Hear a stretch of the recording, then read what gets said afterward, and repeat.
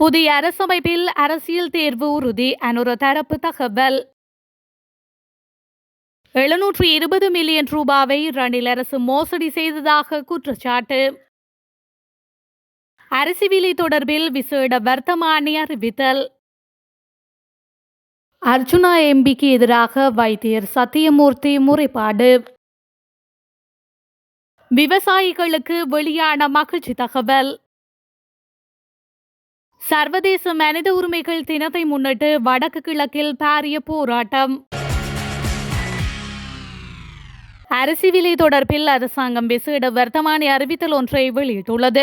உள்நாட்டு அரிசிக்கு உச்சபட்ச விலையை நிர்ணயம் செய்து இவ்வாறு வர்த்தமானி அறிவித்தல் வெளியிடப்பட்டுள்ளது. நுகர்வோர் விவகார அதிகார சபையினால் இந்த வர்த்தமானி அறிவித்தல் வெளியிடப்பட்டுள்ளது. இதன்படி உள்நாட்டு வெள்ளை மற்றும் சிகப்பு பச்சை அரிசி 1 கிலோகிராமின் அதிகபட்ச மொத்த விற்பனை விலை 215 ரூபாய் எனவும் சில்லறை விலை 220 ரூபாய் எனவும் அறிவிக்கப்பட்டுள்ளது. உள்நாட்டு நாட்டு அரிசி 1 கிலோகிராமின் மொத்த விற்பனை விலை 225 ரூபாய் எனவும் சில்லறை விலை 230 ரூபாய் எனவும் அறிவிக்கப்பட்டுள்ளது. உள்நாட்டு கீரி சம்பா அரிசி 1 கிலோகிராமின் மொத்த விற்பனை விலை 255 ரூபாய் எனவும் சில்லறை விலை 260 ரூபாய் எனவும் அறிவிக்கப்பட்டுள்ளது. இதேவேளை இறக்குமதி செய்யப்படும் அரிசி வகைகள் தொடர்பிலும் கட்டுப்பாட்டு விலை நிர்ணயம் செய்யப்பட்டுள்ளது. இதன்படி இறக்குமதி செய்யப்படும் பச்சை அரிசி 1 கிலோகிராமின் அதிகபட்ச சில்லறை விலை 210 ரூபாய் எனவும் இறக்குமதி செய்யப்படும் நாட்டு அரிசி 1 கிலோகிராமின் அதிகபட்ச விலை 220 ரூபாய் எனவும் வர்த்தமானியில் குறிப்பிடப்பட்டுள்ளது. மேலும் இறக்குமதி செய்யப்படும் சம்பா அரிசி 1 கிலோகிராமின் அதிகபட்ச சில்லறை விலை 230 ரூபாய் எனவும் வர்த்தமானியில் அறிவிக்கப்பட்டுள்ளமை குறிப்பிடத்தக்கது.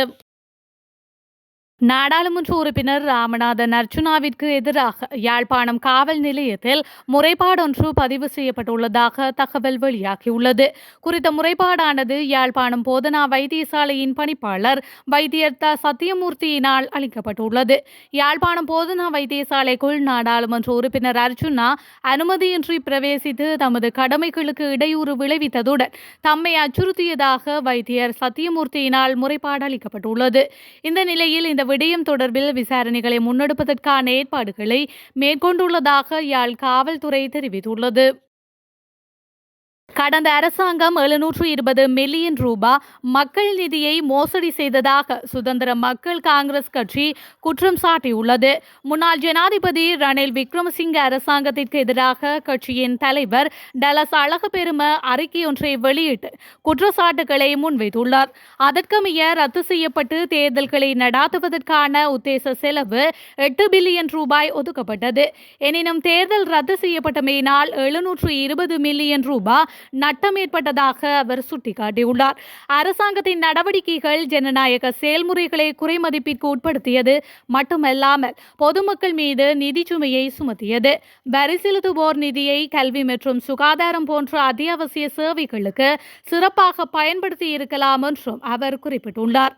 ரணில் விக்ரமசிங்க நிர்வாகத்தின் கீழ் நிதி முறைகேடுகள், பொது வளங்களை தவறாக பயன்படுத்துவதோடு தொடர்புடைய ஊழல் குற்றச்சாட்டுகள் உட்பட தொடர்பான மற்ற குற்றச்சாட்டுகளையும் அக்கட்சி சுட்டிக்காட்டியது. நெருக்கடியான நிலையில் பொருளாதார தவறு செய்பவர்களுக்கு எதிராக சமகால ஜனாதிபதியும் அரசாங்கமும் எடுக்கும் சட்ட நடவடிக்கைகளுக்காக நாங்கள் காத்திருக்கின்றோம் என கட்சி வெளியிட்டுள்ள அறிக்கையில் குறிப்பிடப்பட்டுள்ளது.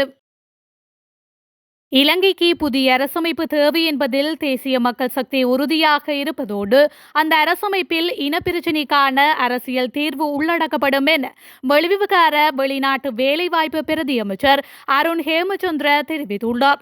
கொழும்பு ஊடகம் ஒன்றிற்கு வழங்கிய பிரத்யேக செவ்வியின் போதே அவர் இவ்வாறு குறிப்பிட்டுள்ளார்.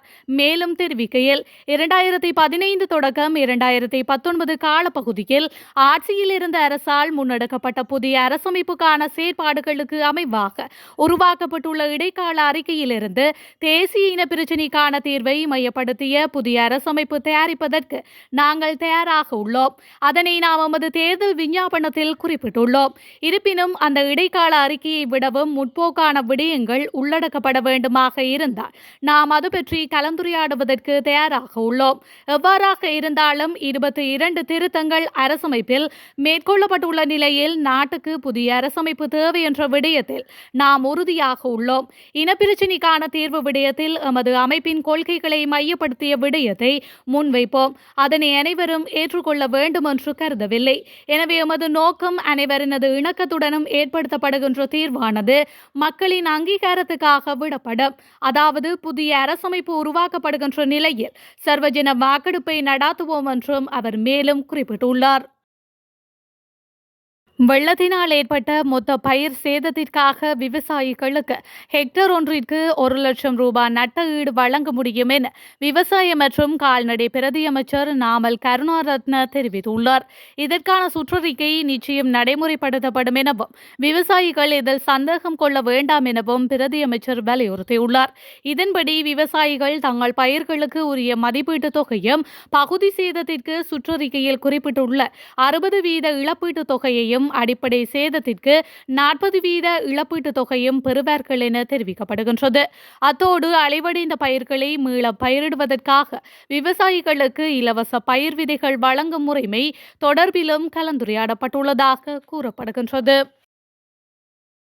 சர்வதேச மனித உரிமைகள் தினத்தை முன்னிட்டு வடக்கு கிழக்கு மாகாணங்களில் வலிந்து காணாமல் ஆக்கப்பட்டவர்களின் உறவுகளால் பாரிய கவனஈர்ப்பு போராட்டம் இன்று முன்னெடுக்கப்பட உள்ளதாக தெரிவிக்கப்படுகின்றது.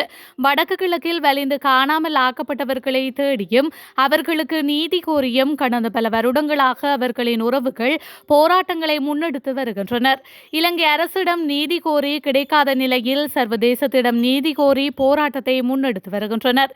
இதுவரை தேர்வு கிடைக்காத நிலையில் சர்வதேச மனித உரிமைகள் தினத்தில் வடக்கு கிழக்கில் பேரணி மற்றும் கவனஈர்ப்பு போராட்டங்களை முன்னெடுக்க உள்ளதாக கூறப்படுகின்றது. மக்களை ஏமாற்ற முயற்சிக்காமல் வழங்கிய வாக்குறுதிகளை நிறைவேற்றும் வகையில் மின் கட்டணத்தை குறைப்பதற்கு அரசாங்கம் நடவடிக்கை எடுக்க வேண்டும் என ஐக்கிய மக்கள் சக்தியின் நாடாளுமன்ற உறுப்பினர் நளின் பண்டார தெரிவித்துள்ளார். கொழும்பில் உள்ள எதிர்க்கட்சித் தலைவர் அலுவலகத்தில் இடம்பெற்ற ஊடகவியலாளர் மாநாட்டில் கலந்து கொண்டு அவர் இதனை சுட்டிக்காட்டியுள்ளார். மேலும் கருத்து தெரிவித்த அவர் நேர்மின் உற்பத்தியினூடாக 65% மின்சாரம் உற்பத்தி செய்யப்படுவதால் இலங்கை மின்சார சபைக்கு செலவு குறைவடைந்துள்ளது. இதனால் பாரிய லாபம் ஈட்டப்பட்டுள்ளது. அவ்வாறு இருக்கையில் ஏன் மின் கட்டணத்தை குறைக்க முடியாது? வருடத்திற்கு 2 திருத்தங்கள் என காணப்பட்ட முறைமை ரணில் விக்ரமசிங்க அரசாங்கத்தினால் 4ஆக அதிகரிக்கப்பட்டது.